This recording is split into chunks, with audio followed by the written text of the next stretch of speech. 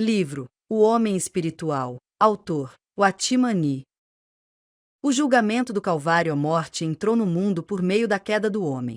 Aqui se faz referência à morte espiritual que separa o homem de Deus. Entrou por meio do pecado no princípio e continuou fazendo-o desde então. A morte sempre chega através do pecado.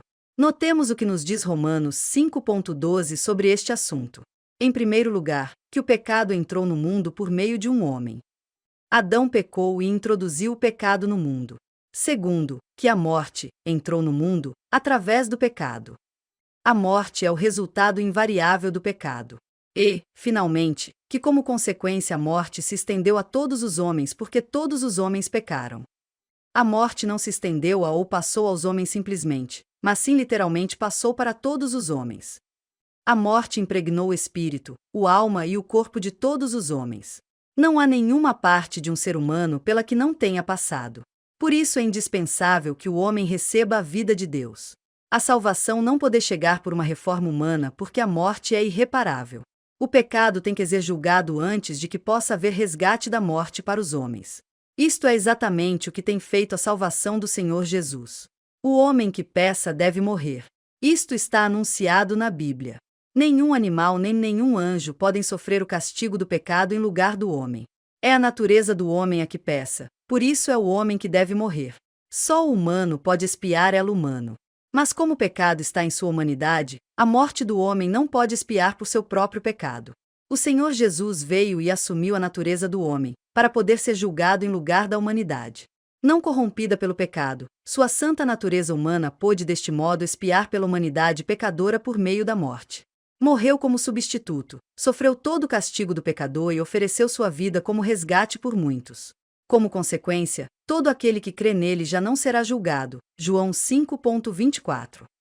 Quando o Verbo se fez carne, levava em si toda a carne. Assim como a ação de um homem, Adão, representa a ação de toda a humanidade, a obra de um homem, Cristo, representa a obra de todos. Temos que ver quão completa é a obra de Cristo antes de poder compreender o que é a redenção. Porque o pecado de um homem, Adão, é julgado como o pecado de todos os homens passados e presentes. Adão é o cabeça da humanidade da qual vieram ao mundo todos os demais homens. De uma forma similar, a obediência de um homem, Cristo, faz justiça de muitos, passados e presentes, posto que Cristo constitui o cabeça de uma nova humanidade, ensinada por um novo nascimento. Hebreus 7 pode ilustrar este ponto.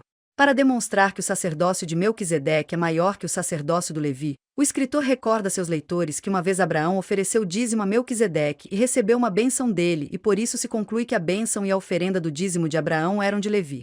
Como? Porque ele, Levi, ainda estava nos lombos de seu antepassado, Abraão, quando Melquisedeque o conheceu.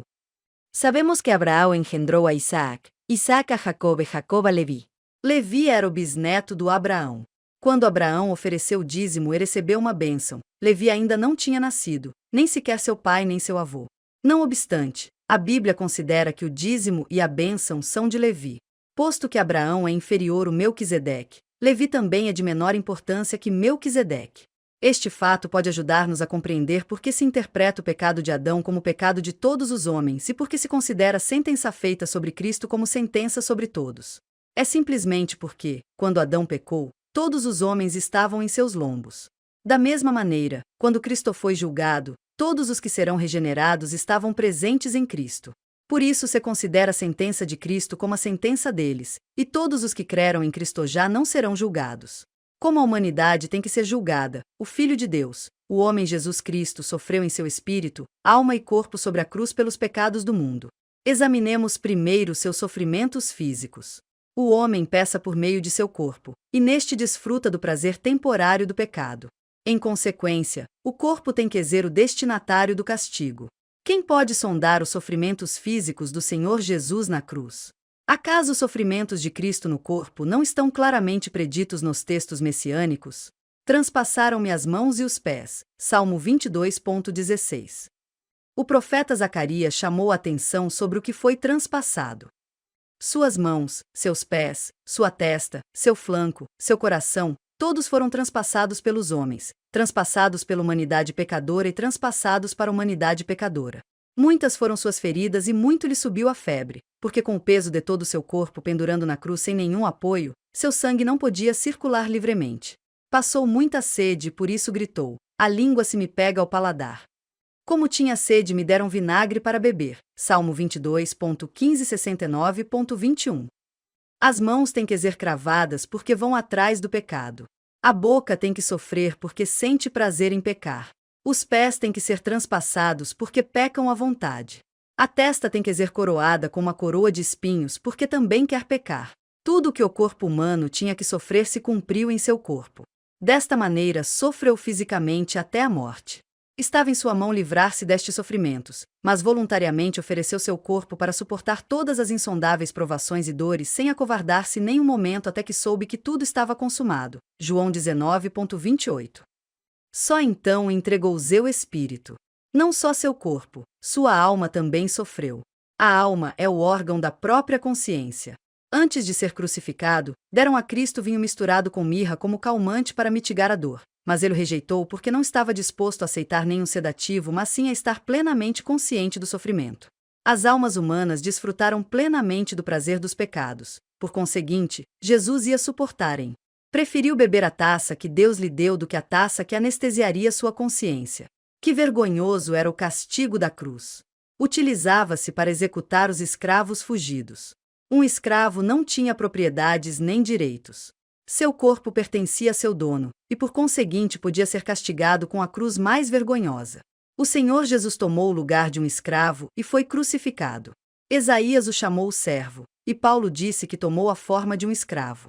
Sim, veio como um escravo para nos resgatar aos que estávamos sob a escravidão perpétua do pecado e de Satanás. Fomos escravos da paixão, do temperamento, dos costumes e do mundo. Estivemos à mercê do pecado. No entanto, ele morreu por nossa escravidão e carregou com todo o nosso opróbrio. A Bíblia traz o relato de que os soldados ficaram à roupa do Senhor Jesus. João 19.23. Estava quase no quando o crucificaram. Esta é uma das vergonhas da cruz. O pecado nos tira nossa veste radiante e nos deixa nus. Nosso Senhor foi despido diante de Pilatos e logo depois de novo no Calvário. Como reagiu sua santa alma diante de semelhante maltrato? Acaso não era um insulto à santidade de sua personalidade e uma vergonha? Quem pode sondar seus sentimentos naquele trágico momento? Como todos os homens tinham desfrutado da glória aparente do pecado, o Salvador tinha que suportar a autêntica vergonha do pecado. Verdadeiramente, Deus, cobriste-o de vergonha. Com que os teus inimigos, ó Senhor, têm difamado os passos do teu ungido, e até suportou a cruz, desprezando a vergonha. Salmo 89.45 e 51. Autos 12.2. Ninguém poderá jamais constatar o muito que sofreu a alma do Salvador na cruz. Contemplamos frequentemente seus sofrimentos físicos, mas passamos por cima dos sentimentos de sua alma. Uma semana antes da Páscoa o ouviram dizer: agora minha alma está perturbada. João 12.27. Isto assinala a cruz. No jardim do Getsêmani o ouviram de novo dizer: a minha alma está triste até a morte. Mateus 26.38. Se não fosse por estas palavras, quase não poderíamos pensar que sua alma tinha sofrido. Isaías 53 menciona 3 vezes que sua alma foi oferecida pelo pecado, que sua alma sofreu e que derramou sua alma até a morte. Pois que Jesus suportou a maldição e a vergonha da cruz, quem crê nele já não será maldito nem envergonhado. Seu espírito também sofreu terrivelmente. O espírito é a parte do homem que o equipa para comunicar-se intimamente com Deus. O Filho de Deus era santo, porque sempre teve a presença de Deus com ele. Jesus disse: não sou eu só, mas eu e o Pai que me enviou. E aquele que me enviou está comigo. João 8.16 e 29. Por isso pôde orar: Pai, graças te dou, porque me ouviste. Eu sabia que sempre me ouves. João 11.41,42. Enquanto pendurado na cruz, e se houve algum dia que o Filho de Deus necessitasse desesperadamente da presença de Deus, deve ter sido esse dia. Gritou: meu Deus, por que me desamparaste? Mateus 27.46. Seu espírito estava separado de Deus. Quão intensamente sentiu a solidão, o abandono, a separação. O filho ainda estava cedendo, o filho ainda estava obedecendo à vontade de Deus Pai. Sem dúvida, o filho tinha sido abandonado, não por causa dele, mas sim por causa de outros. O pecado afeta muito profundamente o espírito e, por conseguinte, embora o Filho de Deus fosse santo, tinha que ser separado do Pai porque levava o pecado de outros. É certo que nos incontáveis dias da eternidade eu e o Pai somos um. João 10,30. Inclusive durante sua estada na Terra continuou sendo assim, porque sua humanidade não podia ser uma causa de separação de Deus. Só o pecado podia separá-los, embora esse pecado fosse de outros. Jesus sofreu esta separação espiritual por nós para que nosso espírito pudesse voltar para Deus. Ao contemplar a morte de Lázaro, possivelmente Jesus estava pensando em sua própria morte próxima e por isso estava profundamente comovido em espírito e preocupado. João 11,33. Ao anunciar que seria traído e que morreria na cruz, estava outra vez inquieto em espírito. João 13,21. Isto nos explica por que, quando recebeu a sentença de Deus no Calvário, gritou: meu Deus, por que me abandonaste?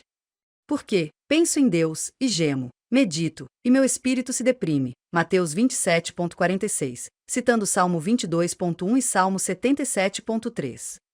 Foi privado do poderoso fortalecimento do Espírito Santo em seu espírito. Efésios 3,16, porque seu espírito havia sido arrancado do Espírito de Deus. Por isso suspirou: como água me derramei, e todos os meus ossos se desconjuntaram. O meu coração é como cera, derreteu-se no meio das minhas entranhas. A minha força secou-se como um caco e a língua se me pega ao paladar. Tu me puseste no pó da morte. Salmo 22,14, 15. Por um lado, o Espírito Santo de Deus o abandonou. Por outro, o espírito diabólico de Satanás o ridicularizou. Parece que o Salmo 22 de novembro de 13 se refere a esta fase. Não te alongues de mim, pois a angústia está perto, e não há quem acuda. Muitos touros me cercam, fortes touros de Bazã me rodeiam. Abrem contra mim sua boca, como um leão que despedaça e que ruge. Por um lado, seu espírito suportou o abandono de Deus e por outro, resistiu ao escárnio do espírito diabólico. O espírito do homem se separou tanto de Deus, exaltando-se a si mesmo e seguindo o espírito diabólico, que o espírito do homem tem que ser quebrantado de tudo para que não possa continuar opondo-se a Deus e estando aliado com o inimigo. O Senhor Jesus se fez pecado por nós na cruz. Sua santa humanidade interior foi completamente aniquilada ao julgar Deus a humanidade ímpia. Abandonado por Deus, Cristo sofreu, pois, a mais amarga dor do pecado, suportando na escuridão a ira castigadora de Deus sobre o pecado sem o apoio do amor de Deus ou a luz de seu rosto. Ser abandonado por Deus é a consequência do pecado.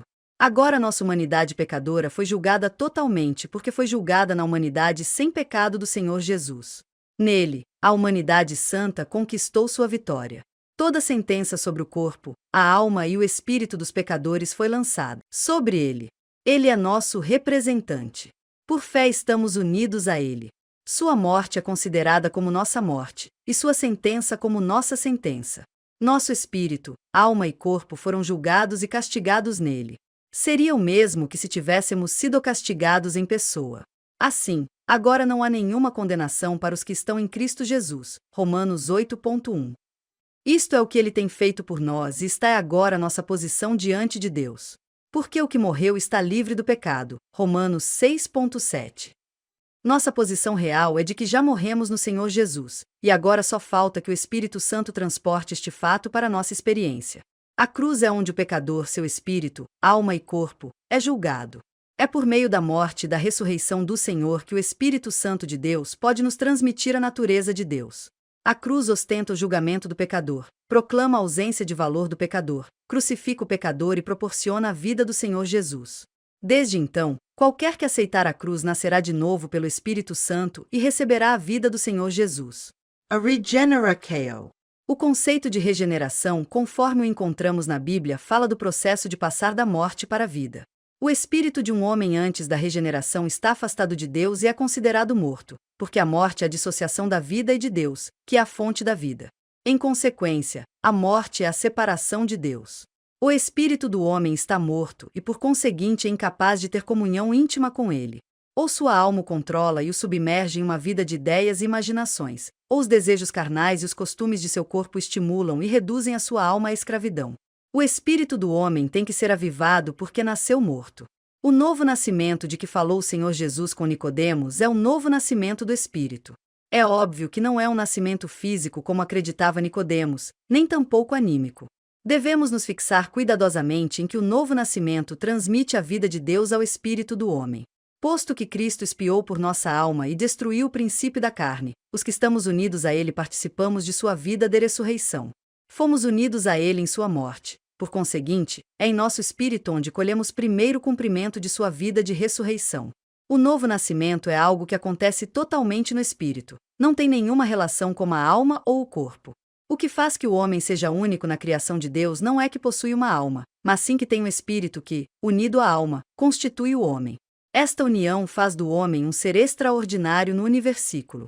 A alma do homem não está relacionada diretamente com Deus. Segundo a Bíblia, é seu espírito que tem relação com Deus. Deus é espírito, e em consequência todos os que o adoram devem adorá-lo em espírito. Só o espírito pode ter comunicação íntima com Deus. Só o espírito pode adorar ao espírito. Por isso encontramos na Bíblia frases como, servindo com meu espírito, Romanos 1.9, 7.6, 12.11, conhecendo por meio do espírito, 1 Coríntios 2 de setembro de 12, adorando em espírito, João 4.23, 24, recebendo em espírito a revelação de Deus, Apocalipse 1.10, 1 Coríntios 2.10. Em vista deste fato, recordemos que Deus decretou que tratará com o homem unicamente por meio de seu espírito e que terá que levar a cabo seus conselhos por meio do espírito do homem. Se assim tem que ser, que necessário é para o espírito do homem continuar em constante e viva união com Deus, sem cair nem por um momento na desobediência às leis divinas, seguindo sentimentos, desejos e ideais da alma externa. Do contrário, se imporá a morte de modo imediato, e o espírito será privado de sua união com a vida de Deus. Isto não significa que o homem já não tenha um espírito. Simplesmente quer dizer, como já indicamos anteriormente, que o espírito renuncia à sua elevada posição em favor da alma. Sempre que o homem interior de uma pessoa presta atenção aos ditados do homem exterior, perde contato com Deus e se torna espiritualmente morto. Estando vós mortos nos vossos delitos e pecados, nos quais outrora andastes ao fazendo a vontade da carne e dos pensamentos. Efésios 2.13. A vida de uma pessoa não regenerada está quase por inteira governada pela alma. Pode estar vivendo com temor, curiosidade, alegria, orgulho, piedade, prazer, delícia, estranheza, vergonha, amor, arrependimento, gozo.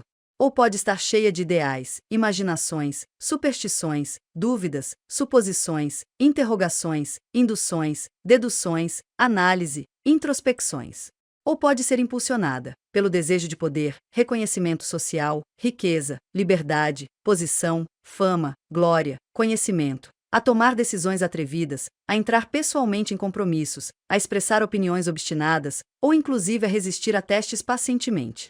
Todas estas coisas e outras similares são simplesmente manifestações das três principais funções da alma, que são a emoção, a mente e a vontade. Acaso a vida não se compõe predominantemente destas coisas? Mas nunca poderão levar à regeneração. Fazer penitência, sentir-se aflito pelo pecado, derramar lágrimas, inclusive fazer votos, não leva à salvação. A confissão, a decisão e muitos outros atos religiosos nunca podem nem têm que ser interpretados como um novo nascimento. O julgamento racional, a compreensão inteligente, a aceitação mental, ou a busca do bom, do belo e do autêntico, são simplesmente atividades anímicas enquanto não se alcança e se sacuda o espírito. Embora possam servir bem como criados, as ideias, sentimentos e decisões do homem não podem servir como donos e por isso são secundários neste assunto da salvação. Daí que a Bíblia nunca considera que o novo nascimento seja tratar com severidade o corpo, um sentimento impulsivo, a exigência da vontade ou uma reforma, através da compreensão mental. O novo nascimento bíblico acontece em uma área muito mais profunda que o corpo ou a alma humana. Sim, é no espírito do homem onde recebe a vida de Deus por meio do Espírito Santo. O escritor de Provérbios nos diz que o espírito do homem é a candeia do Senhor. No renascimento, o Espírito Santo entra no espírito do homem e o aviva como se acendesse um abajur.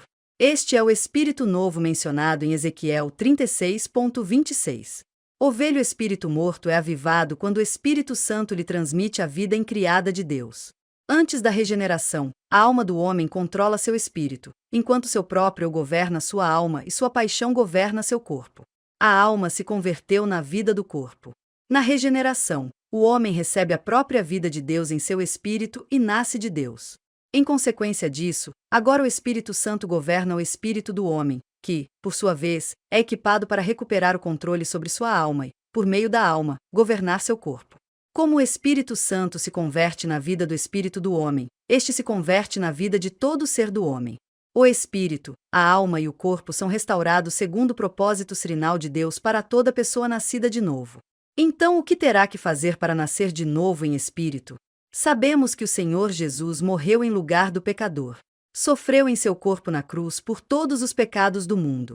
Deus considera a morte do Senhor Jesus como a morte de todas as pessoas do mundo. Sua humanidade santa sofreu a morte por toda a humanidade ímpia. Mas há algo que o homem mesmo tem que fazer.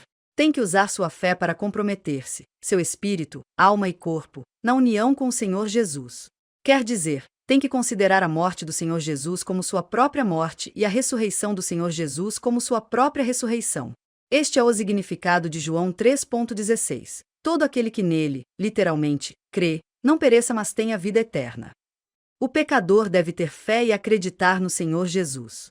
Ao fazê-lo, se une a ele em sua morte e ressurreição e recebe a vida eterna, João 17,3, que é a vida espiritual, para sua regeneração. Tomemos cuidado de não separar a morte do Senhor Jesus como nosso substituto de nossa morte com ele. Certamente que o farão os que põem ênfase na compreensão mental, mas na vida espiritual estes dois fatos são inseparáveis. A morte substitutiva e a morte com ele se distinguem, mas não se podem separar. Quem acredita na morte do Senhor Jesus como seu substituto foi unido a ele em sua morte. Romanos 6,2. Para mim, acreditar na obra substitutiva do Senhor Jesus é acreditar que já fui castigado nele. O castigo de meu pecado é a morte, mas o Senhor Jesus sofreu a morte por mim, por conseguinte morri nele. Não pode haver salvação de outro modo. Dizer que ele morreu por mim quer dizer que eu já fui castigado e morri nele. Todo que acredita nesse fato experimentará sua realidade assim. Devemos dizer que a fé pela qual um pecador crê na morte do Senhor Jesus como substituto é acreditar por dentro em Cristo e como consequência está unido com ele. Embora uma pessoa possa estar preocupada só pelo castigo do pecado e não pelo poder do pecado, mesmo assim sua união com o Senhor é a posse comum que compartilha com todos os que creem em Cristo. Quem não está unido ao Senhor, ainda não acreditou, e em consequência não tem parte com o Senhor. Ao acreditar, o que crê é unido ao Senhor. Estar unido com ele quer dizer experimentar tudo o que ele experimentou. Em João 3, nosso Senhor nos explica como somos unidos a ele. Somos unidos a ele em sua crucificação e morte. No mínimo, a posição de todo crente é de que foi unido ao Senhor em sua morte, mas é evidente que se temos sido unidos a ele na semelhança da sua morte, certamente também o seremos na semelhança da sua ressurreição. Romanos 6,5. Por isso, para o que crê na morte do Senhor Jesus como substituto, sua posição é igualmente a de ter ressuscitado com Cristo. Apesar de que possivelmente não experimente ainda plenamente o significado da morte do Senhor Jesus, mesmo assim Deus o tem feito viver junto com Cristo e ele obteve uma nova vida no poder da ressurreição do Senhor Jesus. Este é o novo nascimento. Devemos nos guardar de insistir em que um homem não nasceu de novo se não teve a experiência da morte e da ressurreição com o Senhor. A Bíblia declara já regenerado a todo o que crê no Senhor Jesus. Todos os que o receberam, os que acreditaram em seu nome, nasceram de Deus. João 1,12, 13. Fique entendido que ser ressuscitado junto com o Senhor não é uma experiência prévia ao novo nascimento. Nossa regeneração é nossa união com o Senhor em sua ressurreição e também em sua morte. Sua morte terminou com nossa vida pecaminosa, e sua ressurreição nos deu uma vida nova e nos iniciou na vida de cristão. O apóstolo nos assegura que nascemos de novo a uma esperança viva por meio da ressurreição do Jesus Cristo dos mortos. 1 Pedro 1,3. Indica que todo cristão nascido de novo já foi ressuscitado no Senhor. Entretanto, o apóstolo Paulo em Filipenses ainda insiste conosco a experimentarmos o poder de sua ressurreição. Muitos cristãos nasceram de novo e, em consequência, foram ressuscitados com o Senhor, embora fiquem longe da manifestação do poder da ressurreição. Assim, não confundam a posição com a experiência. No momento em que uma pessoa acredita no Senhor Jesus, pode ser muito fraca e ignorante, mas, mesmo assim, Deus a colocou na perfeita posição de ser considerada morta, ressuscitada e levantada com o Senhor. Quem é aceito em Cristo é tão aceitável como Cristo. Esta é a posição. E sua posição é: tudo o que Cristo experimentou é seu. E a posição faz experimentar o novo nascimento, porque não depende do grau de seu conhecimento experimental da morte, da ressurreição e da ascensão do Senhor Jesus, mas sim de se ter crido nele ou não. Inclusive, se um crente em sua experiência totalmente ignorante do poder da ressurreição de Cristo, Filipenses 3,10, ele o tem feito viver junto com Cristo, o ressuscitou com ele e o assentou com ele nos lugares celestiais, Efésios 2:5, 6. Ainda há outro tema a respeito da regeneração a que devemos prestar muita atenção, que temos muito mais do que tínhamos em Adão antes da queda. Naquele dia Adão possuía um espírito, mas era criado por Deus. Não era a vida incriada simbolizada pela árvore da vida. Não havia absolutamente nenhuma relação vital entre Adão e Deus. Foi chamado Filho de Deus de forma similar à maneira em que o são os anjos, porque foi criado diretamente por Deus. Quem crê no Senhor Jesus, entretanto, nasce de Deus. João 1:12,13. Consequentemente, há uma relação vital. Um filho herda a vida de seu pai.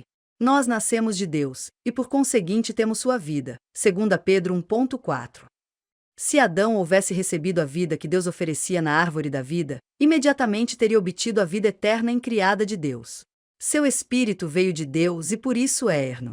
A maneira como este espírito eterno viverá depende de como a pessoa considere a ordem de Deus e da escolha que faça. A vida que nós cristãos obtemos na regeneração é a mesma que Adão poderia ter tido, mas que nunca teve, a vida de Deus. A regeneração não somente resgata das trevas a ordem do espírito e da alma do homem, também proporciona ao homem a vida sobrenatural de Deus. O espírito caído e escurecido do homem é avivado pelo fortalecimento do Espírito Santo ao aceitar a vida de Deus. Isto é o novo nascimento. A base sobre a qual o Espírito Santo pode regenerar o homem é a cruz. João 3:14, 15. A vida eterna anunciada em João 3:16 é a vida de Deus que o Espírito Santo planta no espírito do homem. Posto que esta vida é de Deus e não pode morrer, depreende-se que todo nascido de novo que possui esta vida podemos dizer que possui a vida eterna. Como a vida de Deus desconhece por completo a morte, a vida eterna no homem não morre jamais. Estabelece-se uma relação vital com Deus no novo nascimento. Se parece com o antigo nascimento da carne, que é uma vez e para sempre. Uma vez que o homem nasceu de Deus, Deus nunca poderá considerá-lo como não nascido dele. Por infinita que seja a eternidade, esta relação e esta posição não podem ser anuladas. Isto é porque o que um crente recebe no novo nascimento não depende de uma busca progressiva, espiritual exanta, mas sim é puro dom de Deus. O que Deus outorga é a vida eterna. Não há nenhuma possibilidade de que esta vida e esta posição sejam anuladas. Receber a vida de Deus no novo nascimento é o ponto de partida do andar com Cristo, um mínimo absoluto para o crente. Os que ainda não creram na morte do Senhor Jesus nem tenham recebido a vida sobrenatural, que não podem possuir de maneira natural, estão mortos aos olhos de Deus, por muito religiosos, morais, eruditos ou zelosos que possam ser. Os que não têm a vida de Deus estão mortos. Para os que nasceram de novo, há uma grande potencialidade para o crescimento espiritual. A regeneração é o primeiro passo evidente em um desenvolvimento espiritual. Embora a vida recebida seja perfeita, precisa alcançar maturidade. No momento do novo nascimento, a vida não pode estar já plenamente desenvolvida. É como uma fruta recém-formada, a vida é perfeita, mas ainda é imatura. Por isso há uma ilimitada possibilidade de crescer. O Espírito Santo pode levar a pessoa a uma vitória total sobre o corpo e a alma. Duas classes de cristãos. O apóstolo Paulo, em 1 Coríntios 3:1, divide a todos os cristãos em duas classificações. São os espirituais e os carnais. Um cristão espiritual é aquele em que o Espírito Santo vive em seu espírito e controla todo o seu ser. Então, o que significa ser carnal? A Bíblia usa a palavra carne para descrever a vida e o valor de um homem não regenerado. Compreende tudo que surge de sua alma e de seu corpo pecaminoso. Romanos 7:19. Por isso o cristão carnal é o que nasceu de novo e quer ter a vida de Deus, mas em lugar de vencer a sua carne é vencido por ela. Sabemos que o espírito de um homem caído está morto e que esse homem está dominado por sua alma e seu corpo. Em consequência, um cristão carnal é aquele cujo espírito foi avivado, mas que ainda segue a sua alma e ao seu corpo para pecar. Se um cristão permanecer em um estado carnal muito tempo depois de ter experimentado o novo nascimento, impede que a salvação de Deus leve a cabo sua completa manifestação e seu potencial.